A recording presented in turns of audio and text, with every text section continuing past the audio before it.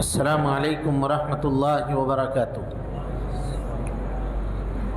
ان الحمد للہ نحمده ونستعینه ونستغفره ونعوذ باللہ من شرور انفسنا ومن سیئات اعمالنا، من يهده الله فلا مضل له ومن يضلل فلا هادي له، واشهد ان لا اله الا الله وحده لا شريك له، واشهد ان محمدا عبده ورسوله، اما بعد فان خير الحديث كتاب الله، وخير الهدي هدي محمد صلى الله عليه وسلم، وشر الامور محدثاتها، وكل محدثة بدعة، وكل بدعة ضلالة، وكل ضلالة في النار۔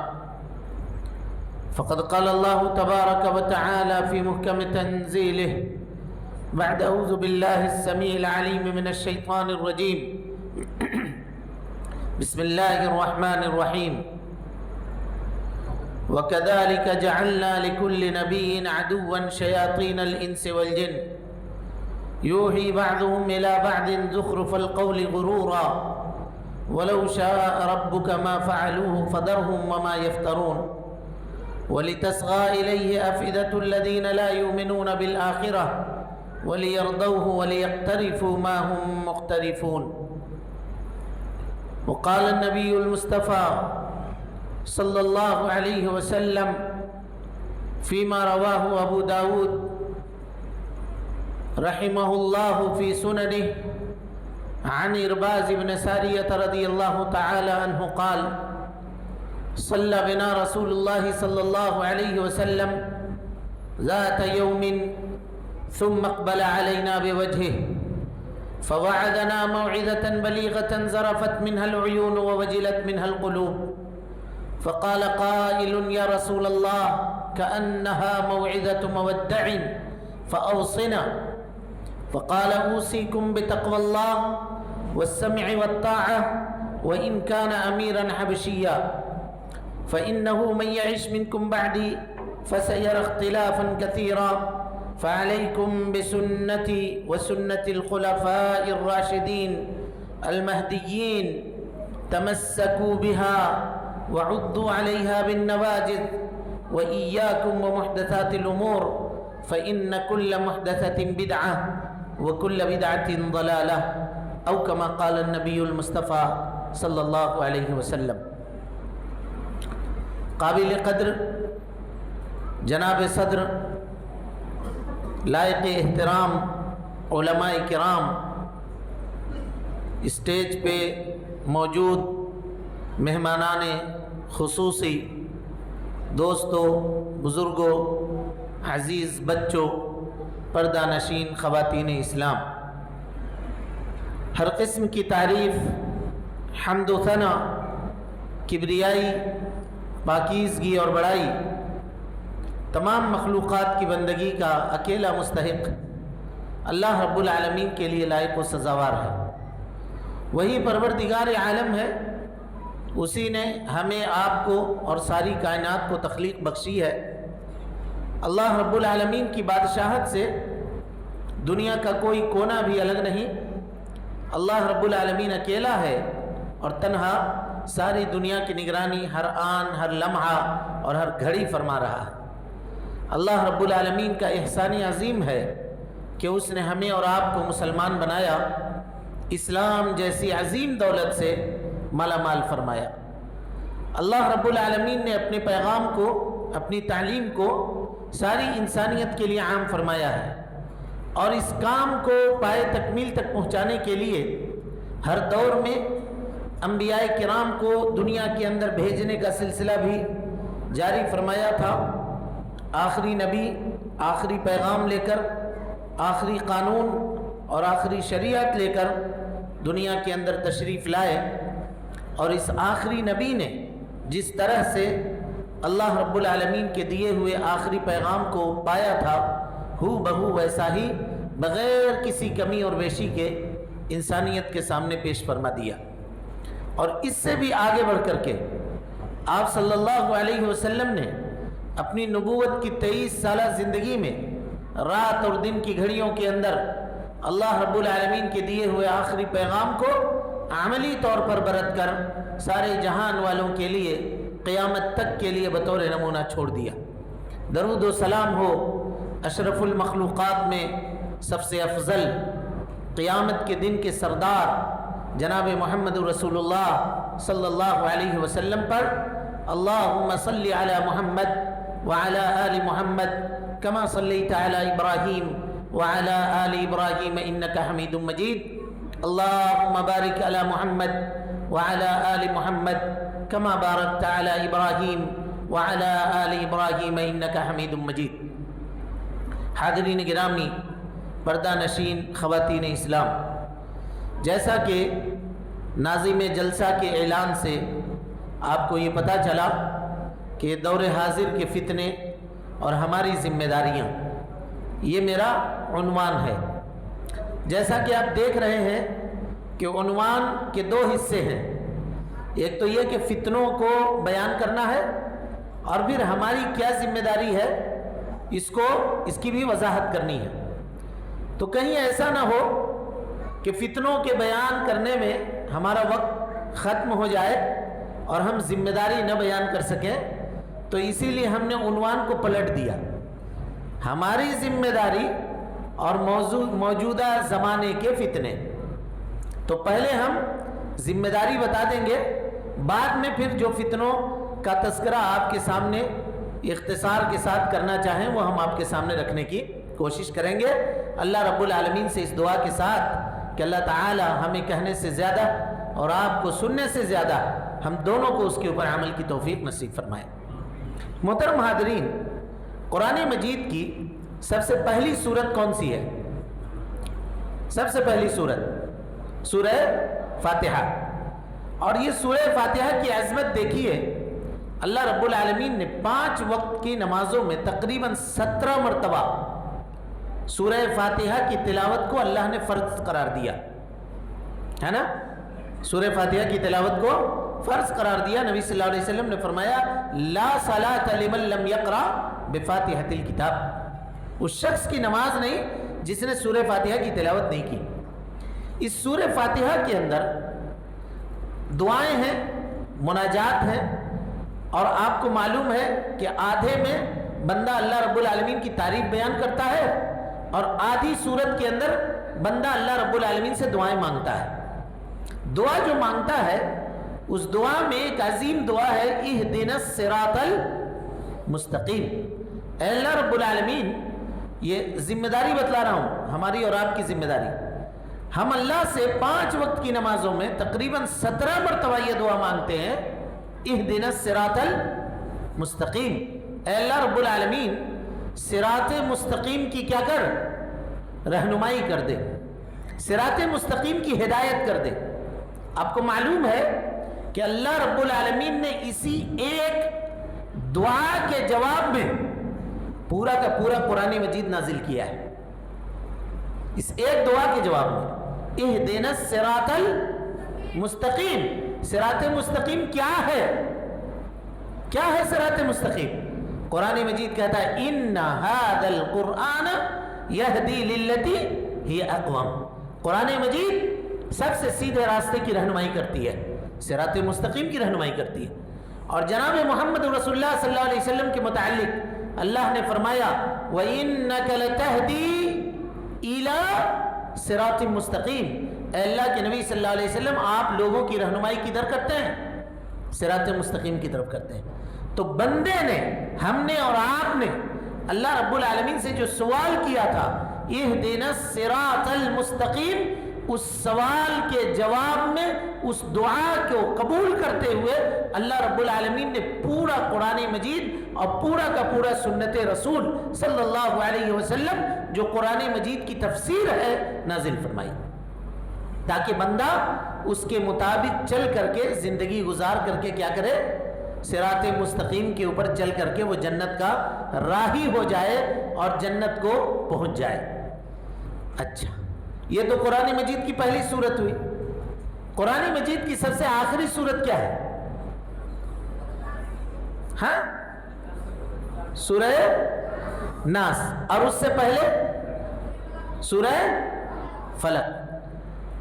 अल्लामा शंकीती रहमतुल्लाह अलैह लिखते हैं, क्या आपने कभी इस राज के ऊपर गौर किया कि कुरान मजीद के अंदर ये 2 सूरतों को आखिर में क्यों लिखा गया, या आखिर में क्यों है मौजूद ये 2 सूरतें? कभी गौर किया है आपने? कभी सोचा?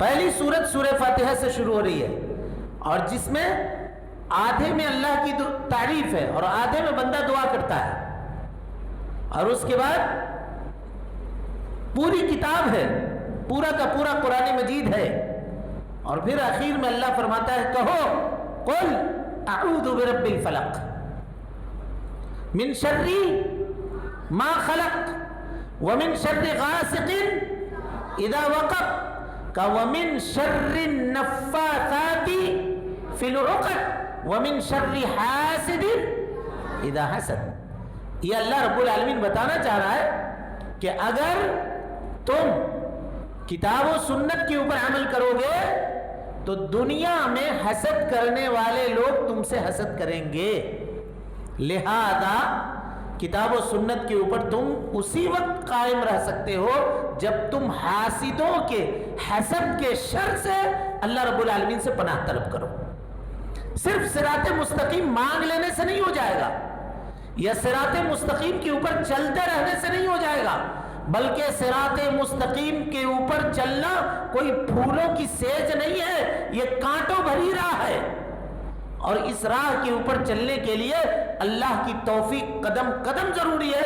तुमको हासिदों से बच करके जिंदगी गुजारनी होगी, और इसी को अल्लाह रब्बुल आलमीन ने बयान किया कुरान मजीद के अंदर। अल्लाह ताला फरमाता है, अम यहसुदून अन्नास, लोग अल्लाह के नबी सल्लल्लाहु अलैहि वसल्लम से और सहाबा किराम से, यहूदियों के बारे में आयत है, इसलिए हसद करते हैं अलामा आताहुमुल्लाहु मिन फज़लिही, कि अल्लाह रब्बुल आलमीन ने उनको अपने फजल से नवाजा है। फजल से मुराद क्या है?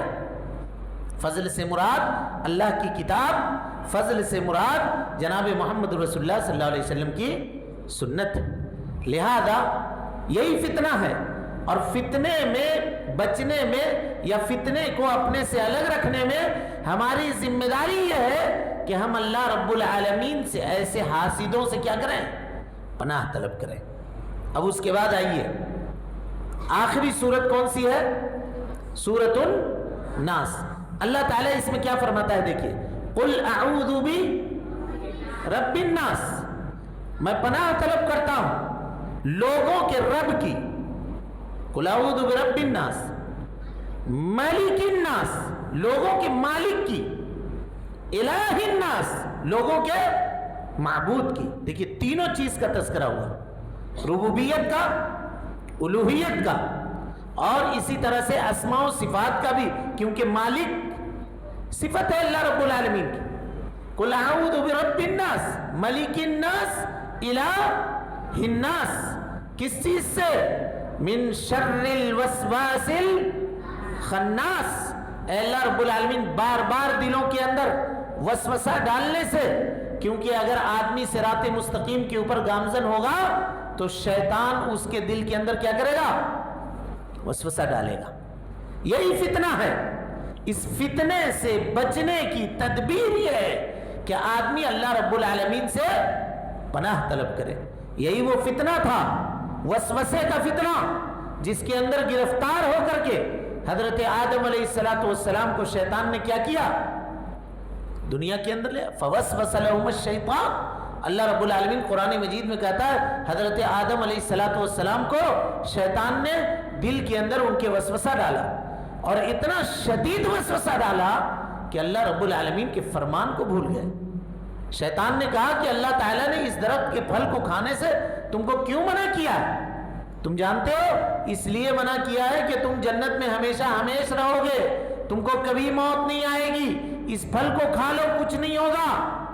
बहका दिया, वसवसा डाल दिया। नतीजा ये हुआ कि हजरत आदम अलैहिस्सलाम ने उस फल को खा लिया जिस फल के खाने से अल्लाह ने क्या किया था? मना किया था। अल्लाह रब्बुल आलमीन ने जन्नत से निकाल करके दुनिया में भी इसी तरह से फरमाया, मिन शर्रिल वसवासिल खन्नास, अल्लज़ी युवस्विसु फी सुदूरिन नास, जो लोगों के दिलों के अंदर वसवसा डालता है। अब कौन डालता है वसवसा? का मिनल जिन्नती वन्नास, यानी वसवसा डालने वाले कौन लोग होते हैं? जिन्नात भी होते हैं और बोलिए इंसान भी होते हैं। मिनल जिन्नती वन्नास। तो पता ये चला कि यही तरह के फितने, इसी को कहा जाता है। दो तरह के फितनों को बांट लीजिए आप, कि ये एक शुबहा का फितना है और एक शहवत का फितना। आम तौर पे शहवत का फितना जो पैदा करने वाला है वो शैतान है, और शुबहात का फितना पैदा करने वाला ये शैतान है, और इसी तरह से शुबहात का फितना पैदा करने वाला ये इंसान होता है कभी कभार।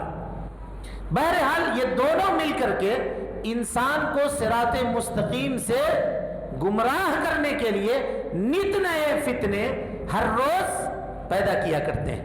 अब हमारी जिम्मेदारी क्या है उसको देखिए।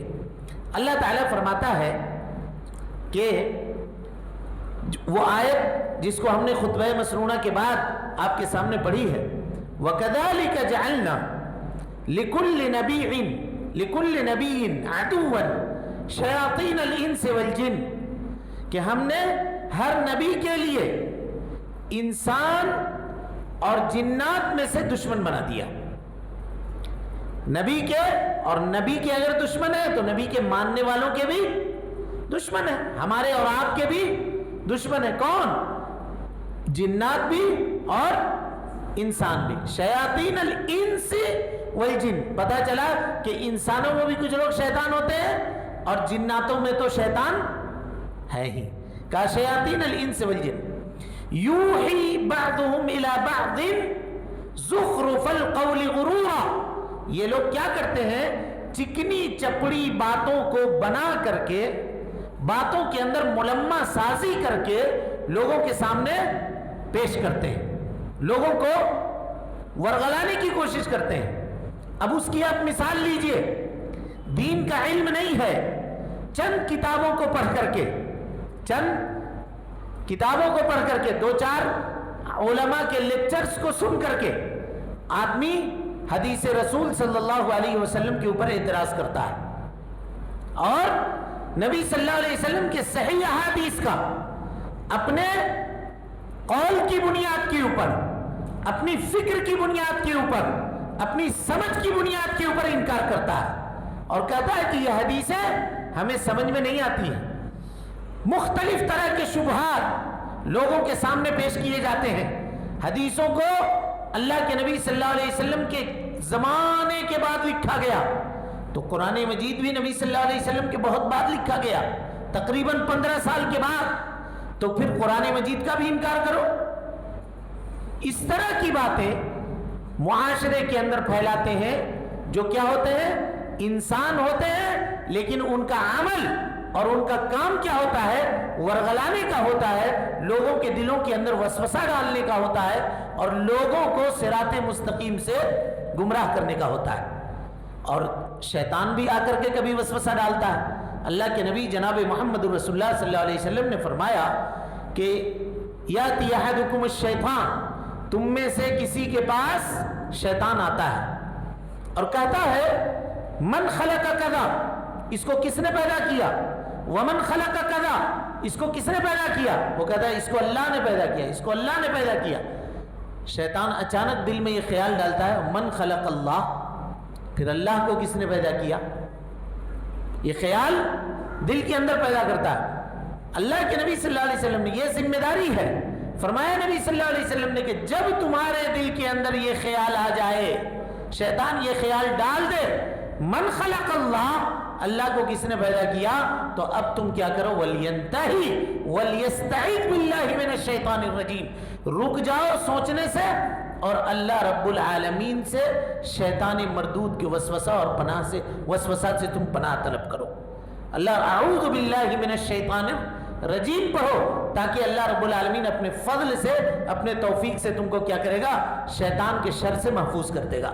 یا کہا اگر اس طرح کے خیالات پیدا ہوں تو پڑھو رضیت باللہ ربا وبالاسلام دینا وبمحمد صلی اللہ علیہ وسلم نبیا ورسولا۔ کہ یہ پڑھو تو اللہ رب العالمین اپنے فضل سے اپنے توفیق سے شیطان کے وسوسے کو تم سے کیا کرے گا؟ دور کر دے گا۔ لہذا میرے بھائیوں، موجودہ زمانے میں ہماری ذمہ داری ہے کہ ہم دونوں طرح کے فتنوں کو پیدا کرنے والے لوگوں سے اپنی حفاظت کریں۔ اس کے بعد اللہ فرماتا ہے کیسے حفاظت کریں؟ دیکھیے اللہ کہتا ہے کہ وَلِتَصْغَى إِلَيْهِ أَفْئِدَةُ الَّذِينَ لَا يُؤْمِنُونَ بِالْآخِرَةِ۔ شیاطین انس والجن اپنا کام دنیا کے اندر کرتے ہیں، وسوسے پھیلاتے ہیں، شبہات شکوک پیدا کرتے ہیں، لیکن ان کی باتوں کو سننے والے وہی لوگ ہوتے ہیں جن کو یوم آخرت کے اوپر یقین نہیں ہے، جو یوم آخرت کے اوپر یقین رکھنے والے نہیں ہوتے ہیں۔ پتہ یہ چلا کہ جو آدمی یوم آخرت کے اوپر یقین رکھنے والا ہوگا وہ ان کے شہوات کے اندر اور ان کے فتنوں کے اندر کبھی بھی گرفتار نہیں ہوگا۔ آج آپ اٹھا کر دیکھ لیں، علماء سے دوری کا فتنہ اور علماء سے دور ہونے کا فتنہ یہ اسی کا سبب ہے۔ لوگوں کے درمیان یہ بات مشہور کی جاتی ہے کہ اگر کوئی آدمی خیر کی بات کرتا ہے، بھلائی کی بات کرتا ہے، تو نیکی اور بھلائی کی بات کسی سے بھی ملے اس کو قبول کر لو، ہے یا نہیں؟ یہ بات کہی جاتی ہے نہیں کہی جاتی ہے؟ ارے نیکی کی بات بتا رہا ہے، بھلائی کی بات بتا رہا ہے، اس کی بات ماننے میں کیا عرض ہے؟ ہم یہ کہتے ہیں کہ عوام الناس کے پاس کیا کوئی ایسا طریقہ ہے کہ وہ اچھائی کو برائی سے الگ کر سکیں؟ آپ کو پہلے پتا تو چلے کہ یہ اچھی بات بیان کر رہا ہے یا بری بات بیان کر رہا ہے۔ کیا آپ کو ساری حدیثوں کا علم ہے؟ کیا آپ جانتے ہیں قرآن مجید کی آیتوں کا کہ جن سے وہ استدلال کر کے آپ کے سامنے باتیں رکھ رہا ہے؟ کیونکہ قرآن مجید میں اللہ نے دونوں طرح کی آیتیں نازل کی ہیں۔ غور سے سنیے گا، اللہ تعالیٰ فرماتا ہے هو الذی انزل علیک الکتاب منہ آیات محکمات ہن ام الکتاب واخر متشابہات۔ اے اللہ کے نبی صلی اللہ علیہ وسلم، وہ اللہ رب العالمین ہے جس نے آپ کے اوپر کلام مجید کو، قرآن مجید کو نازل کیا۔ اس میں کچھ آیتیں محکم ہیں جس کے معانی سب کو پتا ہیں، واخر متشابہات، اور کچھ آیتیں متشابہ ہیں جس کا معنی اللہ کے علاوہ کوئی دوسرا نہیں جانتا۔ لیکن اللہ تعالیٰ کیا کہہ رہا ہے؟ دیکھیے فَأَمَّا الَّذِينَ فِي قُلُوبِهِمْ زَيْغٌ، جن کے دل میں کجی ہوتی ہے، جن کے فکر خراب ہوتے ہیں، جو عقیدے کے گمراہ ہوتے ہیں، وہ ان آیتوں سے استدلال کرتے ہیں، ان آیتوں سے دلیل پکڑتے ہیں، اور ان کا مقصد کیا ہوتا ہے؟ ابتغاء الفتنہ وابتغاء تأویلہ، فتنے کو برپا کرنا چاہتے ہیں، معاشرے اور سماج کے اندر لوگوں کو ورغلانا چاہتے ہیں۔ آخر وہ لوگ جو دنیا کے اندر بدعتوں کو انجام دیتے ہیں، کیا کوئی بھی بدعتی آپ سے یہ کہتا ہے کہ ہم بدعت کو تو ضرور کر رہے ہیں، کیا ہمارے بدعت کے اوپر قرآن اور حدیث کے علاوہ کسی کتاب سے دلیل ہے؟ کبھی کسی بدعتی کو یہ کہتے ہوئے سنا ہے آپ نے؟ کبھی نہیں سنا ہے، کیونکہ بدعتی بھی قرآن سے دلیل لے رہا ہوتا ہے، حدیث سے ہی دلیل لے رہا ہوتا ہے۔ یہ الگ بات ہے کہ اس کی حدیث ضعیف ہوتی ہے اور قرآن مجید کا جو فہم ہے وہ فہم درست اور صحیح نہیں ہوتا ہے۔ آپ جب تک علماء سے رجوع نہیں کریں گے، کہا والراسخین فی العلم یقولون آمنا بہ، جو لوگ علم کے اندر راسخ ہیں وہ بھی متشابہات کے سامنے گھٹنے ٹیک کر کے کہتے ہیں کل من عند ربنا، یہ سب کے سب ہمارے رب کی طرف سے نازل کردہ آیتیں ہیں، وما یتذکر الا اولو الالباب، ان چیزوں سے صرف عقل مند ہی نصیحت پکڑ سکتے ہیں۔ عقل مند وہ آدمی ہے جو اللہ کے اوپر اور یوم آخرت کے اوپر یقین رکھنے والا اور ایمان رکھنے والا ہے۔ میرے بھائیوں، جب سے یہ سوشل میڈیا کا دور آیا اور جب سے لوگوں نے واٹس ایپ کے ذریعے سے، فیس بک کے ذریعے سے انٹرنیٹ کے ذریعے سے علم حاصل کرنا شروع کیا، نتیجہ یہ ہوا کہ بہت سارے ایسے لوگ جنہوں نے علماء کا چولا پہنا، علماء کا لبادہ پہنا، علم سے دور دور تک کا ان کا واسطہ نہیں ہے، چند کتابیں پڑھ کر کے لوگوں کے سامنے باتوں کو بیان کرنا شروع کیا.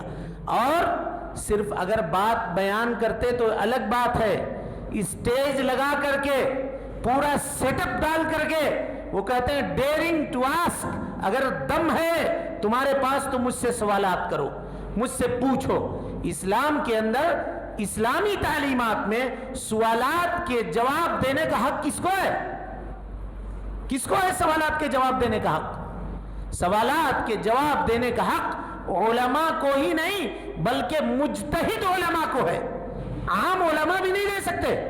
اور مجتہد علماء کی شروط ہیں، ان شروط کو میں کہاں بیان کروں، بس اتنا سمجھ لیجئے. امام احمد ابن حنبل رحمت اللہ علیہ سے ایک شخص نے سوال کیا کہ امام صاحب مجھے 1,00,000 حدیثیں یاد ہیں. غور سے سنیے گا، 1,00,000 حدیثیں بائی ہارٹ ہیں، آپ کہیں تو میں سنا سکتا ہوں، کیا میں فتویٰ دے سکتا ہوں؟ آپ نے کہا نہیں دے سکتے ہو فتویٰ. کہا 2,00,000 حدیث؟ کہا نہیں. کہا 3,00,000؟ کہا نہیں دے سکتے ہو. کہا 4,00,000؟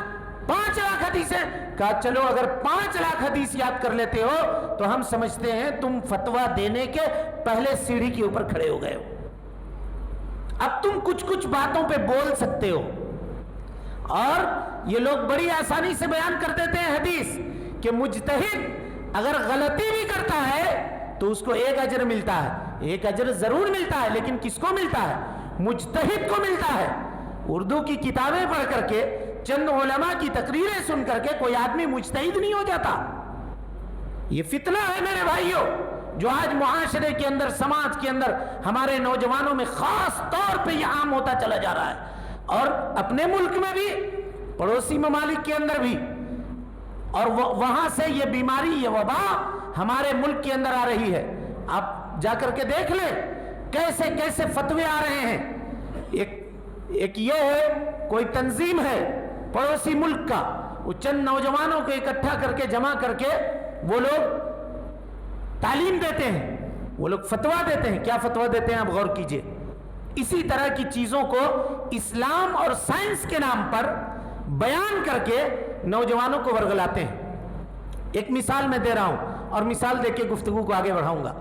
کہا کسی نے کہ یوتھ کلب جو پڑوسی ملک میں چلتا ہے، اس کے ایک مقرر نے کہا کہ اذان جب ہوتی ہے یا جس وقت مرغا بانگتا ہے، بخاری کی روایت ہے، نبی صلی اللہ علیہ وسلم نے فرمایا کہ مرغا جب بانگے تو اس وقت خیر کا سوال اللہ رب العالمین سے کیا کرو. کہا کیوں؟ اس لیے کہ وہ فرشتے کو دیکھ کر کے بانگ لگاتا ہے. فرشتے کو دیکھ کر کے بانگ لگاتا ہے. اسی لیے عام طور پہ آپ دیکھیے گا مرغا فجر کے وقت اور عصر کے وقت عام طور پہ بانگ لگاتا ہے، کیونکہ اسی وقت فرشتوں کے ڈیوٹی تبدیل ہونے کا وقت ہے. عصر کے وقت فرشتوں کی شفٹ تبدیل ہوتی ہے، یہ اللہ کے پاس جاتے ہیں، اور فجر کے بعد یا فجر کے وقت فرشتوں کی ڈیوٹی تبدیل ہوتی ہے. بہرحال کہا کہ وہ مرغا فرشتوں کو دیکھ رہا ہوتا ہے تو بانگ لگاتا ہے. تو اس نے کہا کہ اگر کسی انسان کی آنکھ کو نکال دی جائے اور اس کے آنکھ میں مرغے کی آنکھ اگر فٹ کر دی جائے تو اس کو بھی فرشتے نظر آئیں گے. اب اسکول کالج میں پڑھنے والے جو نوجوان ہیں اس کو جب سنتے ہیں تو کہتے ہیں واہ کیا علم بیان کیا، کیا علم بتایا، حدیث کو اور سائنس کو جوڑ دیا. اب ذرا یہ بتائیے یہ دین کا مذاق ہے یا نہیں ہے؟ اسلام کا ٹھٹا ہے یا نہیں ہے؟ وہ اس کے ذریعے سے اس حدیث کا مذاق اڑانا چاہ رہا ہے. اور جب علماء نے ان کی گرفت کرنا شروع کی، ان کو پکڑنا شروع کیا، تو من گھڑت چیزیں گڑھ کر کے علماء کے خلاف بولنا شروع کیا. ان لوگوں نے کہا کہ علماء کی باتیں نہ سنو، علماء کی مجلسوں میں نہ بیٹھو، علماء سے علم نہ لو. کہا کیوں؟ کیونکہ اللہ کے نبی صلی اللہ علیہ وسلم نے فرمایا نعوذ باللہ من ذالک کہ جب دجال آئے گا تو سب سے پہلے دجال کے جو فالوور ہوں گے وہ علماء ہوں گے. अऊज़ु बिल्लाहि मिनश शैतानिर रजीम। अब किस हदीस में दुनिया के दवावीन सुन्नत के जो ज़ख़ीरे हैं, अगर कोई आदमी सुन्नत के सफ़हात में से एक हदीस भी नबी सल्लल्लाहु अलैहि वसल्लम की ऐसी ला करके पेश कर दे कि दज्जाल के फॉलोअर्स उलमा होंगे, तो हम उसको मानने के लिए तैयार हैं। कहीं ऐसी रिवायत नहीं है, लेकिन आम लोगों को बिठा करके इस तरह की बातें बयान करते हैं। अब जब स्कूल और कॉलेज के बच्चों के दिमाग में ये बात डाल दी जाए कि दज्जाल के फॉलोअर्स ये उलमा होंगे, तो फिर वो उलमा को क्यों सुनेंगे, उलमा की बातें क्यों मानेंगे? मेरे भाइयों, ये फितने हैं, और इन फितनों से बचने का तरीका क्या है? इन फितनों से बचने का तरीका यह है कि ऐसे लोगों को न सुना जाए, उनकी मजलिसों में न बैठा जाए। हम लोग कहते हैं अरे फलां की बात है, खैर की बात बता रहा है, सुन लेने में क्या हर्ज है। हजरत सुफियान सौरी रहमतुल्लाह अलैह के पास एक शख्स आया और उसने सवाल किया अस्मा और सिफात के सिलसिले में। हजरत सुफियान ने कहा कि ये सवाल बिदअत है, इस तरह के सवालात मत किया करो, और आइंदा तुम मेरी मजलिस में बैठना भी मत, नहीं बैठना, मैं तुमको हदीस नहीं पढ़ाऊंगा। कहा क्यों नहीं पढ़ाइएगा? कहा इसलिए नहीं पढ़ाऊंगा कि तुम बिदअती लगते हो। उसने कहा आप इतने बड़े आलिम हैं और एक सवाल से डर गए? कहा हाँ मैं डर गया, मैं डर गया, क्योंकि मुझे अपने ऊपर भरोसा नहीं है कि तुम्हारी चिकनी चपड़ी बातों के अंदर आकर के मैं शुकूक व शुबहात के अंदर मुब्तला हो जाऊं। इसलिए भैया माफ करो, हमारी मजलिस में तुम न बैठना। ये किसने कहा? जबलुल इल्म सुफियान सौरी ने, इल्म के पहाड़ हैं, हदीसों के रावी हैं, उन्होंने ये कहा। हमारी और आपकी क्या बिसात है? हम लोग कहते हैं कि इसका भी सुन लो, इसका भी सुन लो, इसका भी सुन लो, सबका सुन लो, सब खैर बता रहे हैं। लिहाजा मेरे भाइयों, मौजूदा जमाने में फितने से बचने की राह यह है कि हम अपने आप को उलमा से जोड़ें, उलमा के पास जाएं। क्यों? इसलिए कि जब कभी फितना आता है तो सबसे पहले उस फितने को जो लोग जानते हैं वो उलमा होते हैं सबसे पहले, और जब फितना अपनी तबाही मचा करके चला जाता है तब अवामुन्नास को पता चलता है कि ये क्या था, फितना था। लिहाजा रासिखीन उलमा से, वो उलमा जो इल्म में पुख्ता हैं, वो उलमा जो इल्म में मजबूत हैं, अपने आप को उनसे जोड़िए, और कम इल्म लोगों से, असागिर से, छोटे लोगों से, यानी इल्म में जो लोग कमतर हैं, छोटे हैं, उनसे इल्म लेने से परहेज कीजिए, उनसे बचिए। मेरे भाइयों, मौजूदा ज़माने के फितने में से एक फितना यह था कि लोग उलमा से दूर होते चले जा रहे हैं। इसी तरह से मौजूदा ज़माने के फितने में से एक फितना यह है कि सोशल मीडिया का फितना। ये फितना क्या है? मुझे ये नुकात दिए गए थे कि मौजूदा फितनों में से इन्हीं फितनों के ऊपर आपको गुफ्तगू करनी है। तो पहला जो फितना था उसके ऊपर लगभग हमने बातें कर ली। अब दूसरा फितना जो था वो सोशल मीडिया का फितना था। देखिए, अगर हम मुसलमान हैं, गौर से सुनिएगा इस बात को, अगर हम मुसलमान हैं तो हमारी इस्तेमाल की जितनी चीजें हैं वो सब के सब क्या होनी चाहिए? मुसलमान होनी चाहिए, सब के सब मुसलमान होनी चाहिए। हम मुसलमान हैं, हमारी आंख मुसलमान नहीं है, हम मुसलमान हैं, हमारे हाथ मुसलमान नहीं है, हम मुसलमान हैं, हमारे कदम मुसलमान नहीं है, तो ऐसा मुसलमान की जरूरत नहीं है। इसी को अल्लाह ने कहा या अय्युहल्लज़ीना आमनू उदखुलू फिस्सिल्मि काफ़तन, पूरे के पूरे इस्लाम में दाखिल हो जाओ। ऐसा नहीं कि आधा छोड़ो आधा कबूल करो। मौजूदा जमाने के फितनों में से मेरे भाइयों सबसे बड़ा फितना जो है वो सोशल मीडिया का फितना है। और क्या बच्चा, क्या बूढ़ा, क्या जवान, वो इस फितने के अंदर मुब्तला है, इस फितने के अंदर मुलव्विस है, और इससे वो अपनी दीन को, अपने ईमान को तबाह बर्बाद कर रहा है। बच्चे बिगड़ रहे हैं इस फितने की वजह से, मोबाइल के इस फितने और इंटरनेट की इस फितने की वजह से बच्चे वक्त से पहले जवान हो रहे हैं, मजहबी अक़दारें लूटी जा रही हैं, सियासी और समाजी अक़दारों का खून हो रहा है, सरेआम मुआशरा बिगड़ता चला जा रहा है, लेकिन हमको उसकी परवाह नहीं है। अल्लाह के नबी सल्लल्लाहु अलैहि वसल्लम ने फरमाया था कि क़यामत के दिन कुछ लोग आएंगे غور سے سنیے گا، کچھ لوگ آئیں گے قیامت کے دن کہ جن کے پاس تہامہ پہاڑ کے برابر نیکیاں ہوں گی، بڑے بڑے پہاڑوں کے مانند نیکی لے لے کر کے آئیں گے، وہ پہاڑوں کے مانند، اور اللہ رب العالمین ان کی نیکیوں کو ہباء منثورا اڑا دے گا، ریت کی طرح، دھول کی طرح اڑا کر کے رکھ دے گا، وہ اپنی نیکی سے کچھ بھی فائدہ نہیں اٹھا سکیں گے۔ ایسا کیوں ہوگا آپ کو جانتے ہیں؟ ایسا کیوں ہوگا کیا آپ جانتے ہیں؟ فرمایا نبی صلی اللہ علیہ وسلم نے، قوم، یہ وہ قوم ہوں گی، اذا خلو بمحارم اللہ انتہکوها، کہ جب اللہ رب العالمین کی حرمت کی کردہ چیز، حرام کردہ چیزوں میں جب یہ لوگ تنہا ہوتے تھے تو اس کو پامال کر دیتے تھے۔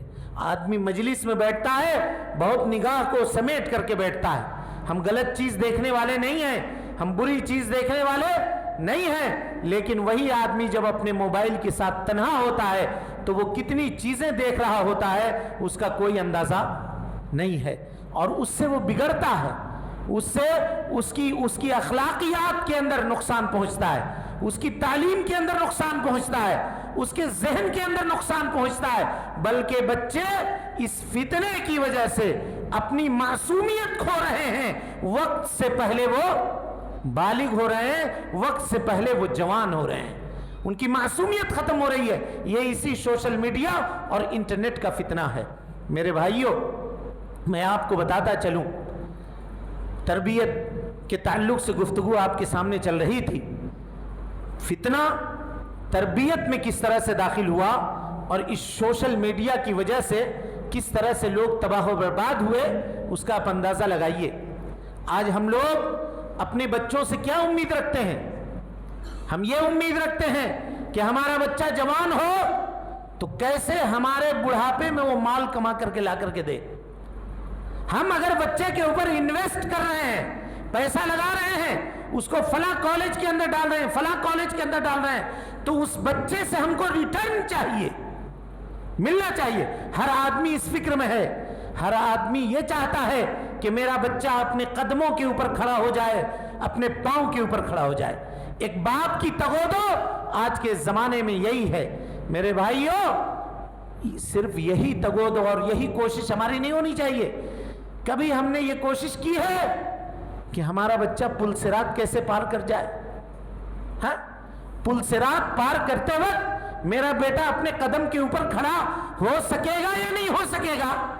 کبھی کسی باپ نے، ہم آپ سے سوال نہیں کر رہے ہیں، آپ اپنے آپ سے اپنے دل میں سوال کیجئے ایک بار کہ کیا آپ نے جو اپنے بچوں کے پیچھے اپنی زندگی لگائی ہے، کیا اس میں تربیت میں کبھی آپ کی یہ نیت تھی کہ آپ کا بیٹا پل صراط کو پار کر جائے، جنت داخل ہو جائے، جہنم سے بچا لیا جائے؟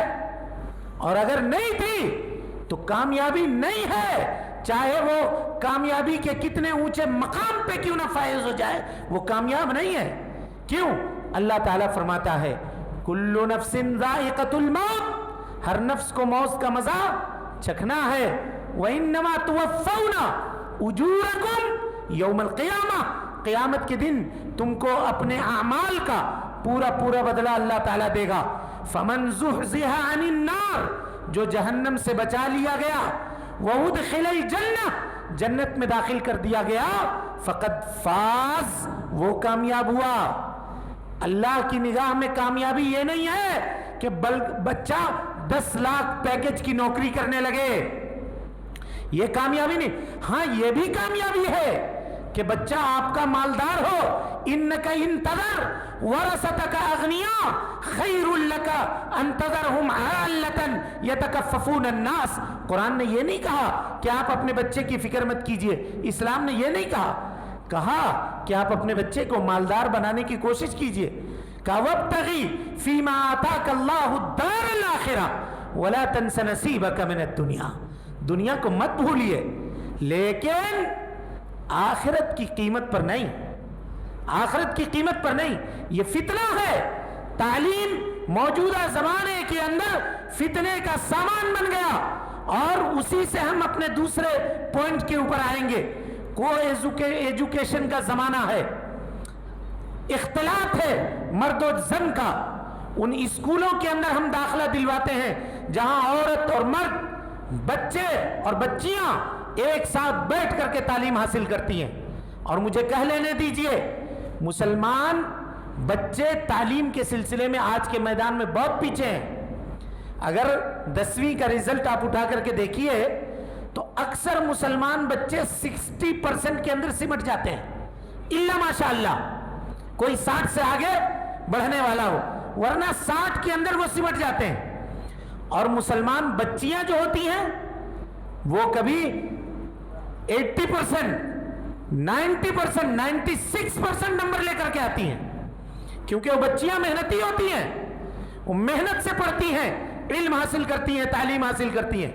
نتیجہ یہ ہوتا ہے کہ مسلمان بچوں کو لوکل کسی چھوٹے موٹے کالج کے اندر داخلہ مل جاتا ہے، اور ان بچیوں کو اچھے رینک کی وجہ سے بڑے کالجوں کے اندر داخلہ ملتا ہے، جہاں مسلم بچوں سے وہ کالج کیا ہوتا ہے؟ خالی ہوتا ہے. وہاں صرف غیر مسلم بچے ہوتے ہیں. اور دین کے نام پہ، تعلیم کے نام پہ ہم نے اپنے بچوں کو کیا سکھایا ہوتا ہے وہ شیخ نے ابھی بیان کیا. آپ کے سامنے نمونہ پیش کر کے دکھا دیا کہ 9 کلاس کا بچہ ہے، پوچھتے ہیں ہمارے نبی کا کیا نام ہے تو کہتا ہے ابراہیم علیہ السلام. یہ ہماری دین سے تعلقات ہے، علم سے تعلقات ہے. اور اگر عمل دیکھنا ہو تو آپ کسی بھی نماز کے وقت کسی مسجد کے گیٹ پر آ کر دیکھ لیجئے. جمعہ کی نماز میں ایک بار آئیے اور اسی دن فجر کی نماز میں آ جائیے، آپ کو پتہ چلے گا کہ مسلمان عمل کے میدان میں کتنے ہیں. نہ ہمارے پاس علم ہے، نہ ہمارے پاس عمل ہے، اور اس کے بعد ہم اپنی بچیوں کو خود اپنے ہاتھوں سے بھیڑیوں کے حوالے کر دیتے ہیں. وہ وہاں جاتی ہے، مسلمان ماحول سے وہ ماحول خالی ہوتا ہے، وہاں صرف غیر مسلم بچے ہوتے ہیں. وہ ان کو ورغلاتے ہیں، ان کو پھانستے ہیں، ان کو طرح طرح کی لالچ دیتے ہیں. بچی سمجھتی کیا ہے؟ اس کو دین پتہ نہیں ہے، ایمان پتہ نہیں ہے. اسلام کو وہ سمجھتی ہے کہ صرف کالج کا جو فارم ہے اس میں ہم بولڈ میں کیپٹل لیٹر میں اسلام لکھتے ہیں، یہی حد تک بس. نہ اس کو پردے سے کوئی مطلب ہے، نہ دینی تعلیمات سے کوئی مطلب ہے، نہ امہات المومنین کا کردار اس کو پتا ہے، کچھ بھی نہیں ہے. نتیجہ یہ ہوتا ہے کہ عشق کے فتنے میں گرفتار ہو کر کے، ورغلانے کے فتنے میں گرفتار ہو کر کے، شیطان کے چالوں میں پڑ کر کے وہ کیا ہوتی ہے؟ اپنے دین کو چھوڑ دیتی ہے، مرتد ہو جاتی ہے. مرتد ہونے کا فتنہ یہ ہمارے اس موضوع کا ایک حصہ تھا. میرے بھائیوں، آج آپ اٹھا کر کے دیکھ لیں، ساؤتھ کے اندر ہی ایک احصائیہ عید کے بعد نکلا ہے، کوئی ایسا گاؤں نہیں ہے جہاں کی بچیاں دین اسلام کو ترک کر کے دوسرے دھرم کو قبول نہ کی ہوں. اور انہوں نے باضابطہ یہ اسٹیٹمنٹ دیا ہے کہ ہم کو اپنے مذہب سے محبت نہیں ہے، ہم کو اپنا مذہب پسند نہیں ہے. ذرا بتائیے یہ فتنہ ہمارے بچوں کے اندر، ہماری بچیوں کے اندر کس نے پیدا کیا؟ اس کے ذمہ دار خود ہم ہیں. کل قیامت کے دن اللہ رب العالمین ہمارے اور آپ کے گرہبانوں کو پکڑے گا اور پوچھے گا کہ اولاد کی نعمت کے طور پہ ہم نے تمہیں یہ نعمت دی تھی، تم نے اس نعمت کو ضائع کر دیا، تم نے اس کو برباد کر دیا، تم نے اس کی تربیت نہیں کی، تم نے اس کو فتنوں سے بچانے کا سامان کیوں نہیں کیا، کیوں نہیں اس کو فتنوں سے بچایا؟ میرے بھائیوں، یہ ہماری ذمہ داری ہے. اللہ رب العالمین فرماتا ہے ثم لتسألن یومئذ عن النعیم، تم قیامت کے دن نعمتوں کے بارے میں پوچھے جاؤ گے. نعمت سے ہم لوگ کیا سمجھتے ہیں؟ صرف یہ سمجھتے ہیں کہ پیسہ ہو. نعمت سے مراد صرف نوٹ ہے، پیسہ ہے، سونے اور چاندی ہے. نعمت، سب سے بڑی نعمت اولاد ہے، جو آپ کے مرنے کے بعد بھی آپ کے قبر میں کام آنے والی ہے. اللہ کے نبی صلی اللہ علیہ وسلم نے فرمایا اذا مات الانسان، جب انسان مر جاتا ہے، انقطع عنہ عملہ، اس سے اس کے عمل منقطع ہو جاتے ہیں سوائے 3 چیزوں کے. اور ان 3 چیزوں میں ایک چیز اللہ کے نبی صلی اللہ علیہ وسلم نے فرمایا اولد صالح یدعو لہ، نیک اور صالح بچہ جو اپنے ماں کے لیے، اپنے باپ کے لیے دعا کرتا ہے. کبھی اپنے سینے کے اوپر ہاتھ رکھ کر کے بتائیے، کیا ہم میں کا کوئی آدمی یہ کہہ سکتا ہے کہ ہمارا بچہ ہمارے مرنے کے بعد جنازے کی نماز میں جو کھڑا ہوگا جنازے کی جو دعا ہے وہ پڑھ لے گا. اور دوسری دعائیں دور کی بات ہے، جو جنازے کی دعا ہے اللہم اغفر لحینا و میتنا و شاہدنا، کیا یہ دعا ہم نے اپنے بچوں کو یاد کروائی ہے؟ کیا فائدہ اس زندگی کا؟ ایک انسان 60 سال 70 سال دنیا میں گزار کے چلا جائے اور وہ اس کا بچہ جنازے کی دعا نہ پڑھ سکے، یہ ڈوب مرنے کی بات ہے یا نہیں ہے؟ دنیا کے اس فتنے میں ہم اس قدر گرفتار ہوئے میرے بھائیوں، اس قدر گرفتار ہوئے کہ ہم کو کسی چیز کا ہوش نہیں رہا. ہم نے اپنی دنیا بنانے کے چکر میں دنیا بھی بگاڑ لی اور دنیا کو سجانے کے چکر میں ہم نے اپنی آخرت کو بھی تباہ و برباد کر دیا. لہذا میرے بھائیوں، جو لوگ ماہر ہیں بچوں کے تعلیم اور اس کے تربیت کے، وہ کہتے ہیں کہ کبھی بھی 10 سال سے قبل، غور سے سنیے گا، اگر بچہ 10 سال کی عمر کو نہیں پہنچا ہے تو 10 سال سے قبل اگر بچہ آپ سے موبائل مانگے اور آپ کے ایک ہاتھ میں موبائل ہو اور دوسرے ہاتھ میں اگر جلتا ہوا شعلہ ہو، انگار ہو، تو اپنے بچے کو وہ انگار دے دیجئے اس کے ہاتھ میں، لیکن موبائل مت دیجئے موبائل. وہ انگار دینا یہ اس کے ہاتھ کو ہی جلائے گا. وہ بچہ اپاہج ہو جاتا ہے، ہو جانے دو، لیکن اگر ذہنی طور پہ اپاہج ہو گیا بچہ تو وہ تمہارے کسی کام کا نہیں رہے گا. اس کے نہایت برے اثرات انسان کی زندگی کے اندر پڑتے ہیں. ہم لوگ سمجھتے ہیں اگر کسی کو منع کیجئے کہ کیوں دیے ہو بچے کو موبائل، مولوی صاحب کچھ نہیں دیکھ رہا ہے، کارٹون دیکھ رہا ہے. کارٹون میں کیا ہوتا ہے؟ آپ غور کیجئے، غیروں کے جو معبودان باطلہ ہیں وہ اپنے معبودان باطلہ کے ناموں سے کارٹون بناتے ہیں. کوئی شیوا کے نام سے کارٹون بناتا ہے، کوئی کسی اور کے نام سے کارٹون بناتا ہے. اب اس چھوٹے بچے کا جس کا دماغ بالکل خالی ہے، جس کو کچھ نہیں پتا ہے، وہ بچہ یہ دیکھ رہا ہے کہ جب کوئی مصیبت میں گرفتار ہوتا ہے تو شیوا آ کر کے اس کو بچاتا ہے. تو وہ کیا کہے گا بڑا ہو کر کے؟ کیا کرے گا؟ آپ کو معلوم ہے ایک زمانے میں ایک سیریل آیا کرتا تھا شکتیمان، آتا تھا نا ٹی وی کے اوپر. کتنے بچے شکتیمان اس کو بچائے گا بول کے چھت سے کود گئے نیچے اور مر گئے. کیوں مر گئے؟ ان کے ذہن میں یہ بات تھی کہ جس طرح ہم ٹی وی میں دیکھتے ہیں کہ کوئی آدمی مصیبت میں ہوتا ہے، وہ آ کر کے اس کی حفاظت کرتا ہے، وہ میری بھی حفاظت کر دے گا. ہم اپنے بچوں کے دماغ کے اندر شرک ڈال رہے ہیں بچپنے سے اور ہم کو علم نہیں ہے. ہم اس کو مشرک بنانے کے خود ذمہ دار ہیں. کل قیامت کے دن اللہ رب العالمین ہم سے پوچھے گا کہ تم نے اپنے بچے کو توحید سکھانے کے بجائے شرک سکھایا تھا. اس وقت ہم کیا جواب دیں گے؟ بتائیے کیا کہیں گے؟ کیا یہ توحید سے تصادم ہونے والی چیز نہیں ہے کہ بچہ جس کو لا الہ الا اللہ محمد رسول اللہ کی تعلیم دینی چاہیے تھی، زبان جب بچے کی لڑکھڑا رہی ہو، نبی صلی اللہ علیہ وسلم نے فرمایا پہلی چیز جو اس کے سکھاؤ اس کی زبان سے لا الہ الا اللہ کے کلمات نکلیں. اور جب وہ اپنی توتلی زبان سے لا الہ الا اللہ کہے گا تو یہ اللہ رب العالمین کو بہت پسند آتا ہے. نبی صلی اللہ علیہ وسلم نے فرمایا کہ وہ آدمی جو قرآن مجید پڑھتا ہے وَهُوَ يَتَتَعْتَعْ، اور قرآن مجید پڑھنے کے اندر اٹکتا ہے، بار بار کوشش کرتا ہے، بار بار ہچے کرتا ہے، اس کی یہ ادا رب العالمین کو بہت پسند آتی ہے. ہم نے اپنے بچوں کو جس عمر میں لا الہ الا اللہ سکھانا چاہیے تھا اس عمر میں ہم اس کو دوسری چیزوں کی تعلیم دیتے ہیں. آپ کو معلوم ہے یہ کیسا ہم لوگ اپنے بچوں کو نشے کے اندر گرفتار کر دیا. ہم لوگوں نے یہ ایڈکٹس ہے، نشہ ہے موبائل کا چلانا، یوز کرنا، استعمال کرنا نشہ ہے. ورنہ 1.5 سال کا بچہ اس کو کیا معلوم ہے وہ دودھ کی بوتل اسی وقت اپنے ہاتھ میں لیتا ہے جب اس کے دوسرے ہاتھ میں موبائل دیا جائے. اس کو کیا پتا ہے؟ اور کبھی موبائل اس کے ہاتھ سے چھین کر دیکھیے، پھر دیکھیے وہ کتنا زور چلاتا ہے، روتا ہے. 4 سال کا بچہ ہے، کچھ بھی نہیں معلوم، ماں سے کہتا ہے موبائل دو نہیں تو میں کھانا نہیں کھاؤں گا. ماں اس کے پیچھے دوڑتے رہتی ہے، نتیجے میں آ کر کے یہ نشہ ہے. ہم نے اس کو نشہ بنا دیا اور جب بچپنے سے اس کو یہ نشہ ہے تو بڑے ہو کر کے وہ کیا کرے گا؟ اسی نشے میں گرفتار ہوگا. لہذا آپ کو پتا ہے نا، کسی ایک مقام پہ، یو پی کے کسی ایک مقام پہ پب جی گیم کھیلنے والا 11 سال کا بچہ اپنی ماں کو ذبح کر دیتا ہے. اور ماں کیوں ذبح کیوں کرتا ہے؟ اس لیے کہ اس کی ماں نے موبائل دینے سے اس کو منع کیا تھا. اس کو ذبح کر دیتا ہے. ماں کی لاش سامنے پڑی ہوئی ہے اور 3 دن تک ماں کی مردہ لاش کے سامنے بیٹھ کر کے وہ گیم کھیلتا رہتا ہے. یہ نشہ نہیں ہے؟ ہم کب سمجھیں گے؟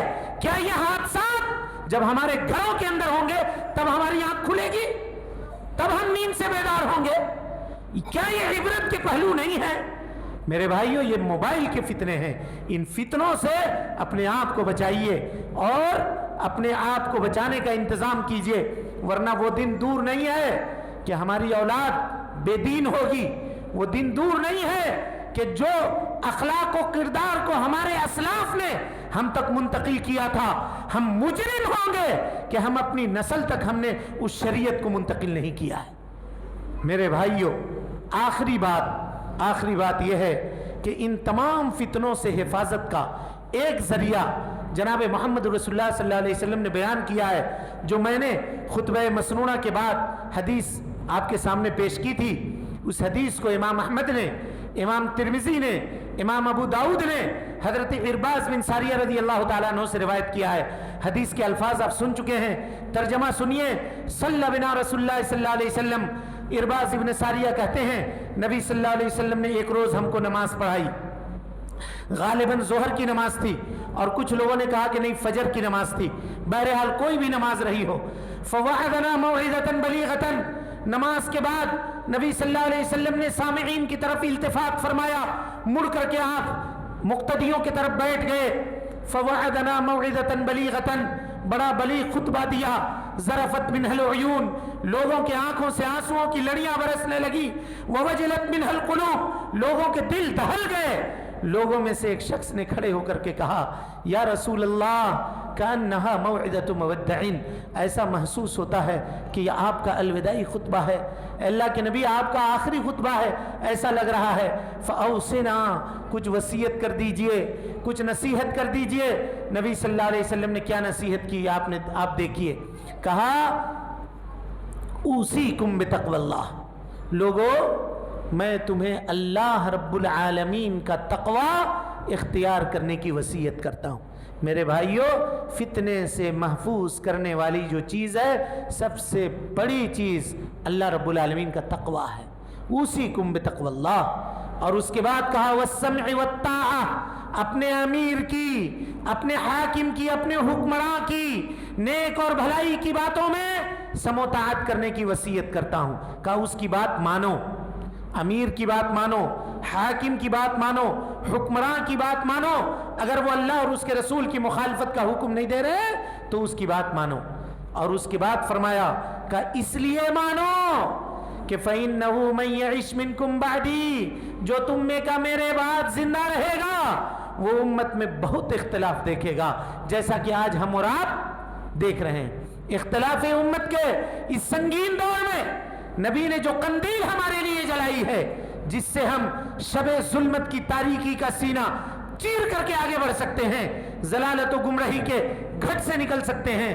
نبی صلی اللہ علیہ وسلم نے فرمایا، اختلاف امت کے زمانے میں تم میری سنت کو اور خلفائے راشدین کی سنت کو لازم پکڑنا. فعلیکم بسنتی وسنت الخلفاء الراشدین المہدیین. تمسکوا بہا. مضبوطی سے تھام لینا. وعضوا علیہا بالنواجذ. اپنے دانت سے پکڑ لینا. وَإِيَّاكُمْ وَمُحْدَثَاتِ الْأُمُورِ.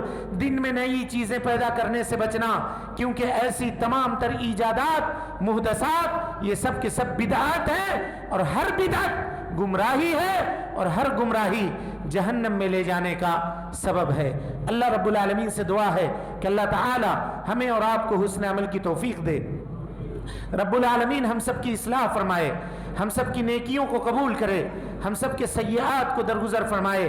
اے اللہ رب العالمین ہم میں سے جو بیمار ہیں انہیں شفائے کاملہ عاجلہ نصیب فرما دے۔ اے اللہ جو پریشان حال ہیں ان کی پریشانیوں کو دور فرما دے۔ اے اللہ ہم سب محتاج ہیں، اے اللہ ہم سب کی محتاجی کو دور فرما دے۔ اے اللہ ہم سب پر اپنی رحمت کی چادر عام فرما دے۔ اے اللہ ہم سب کو ظاہری فتنوں سے باطنی فتنوں سے محفوظ فرما دے۔ اے اللہ رب العالمین جب تک زندہ رکھ، دین اسلام پہ زندہ رکھ، اور جب اٹھا ایمان پہ اٹھا۔ آمین۔ اقول قولی ھذا واستغفر اللہ لی ولکم ولسائر المسلمین من کل ذنب وخطیۃ فاستغفروہ انہ کان للأوابین غفورا۔ والسلام علیکم ورحمۃ اللہ وبرکاتہ۔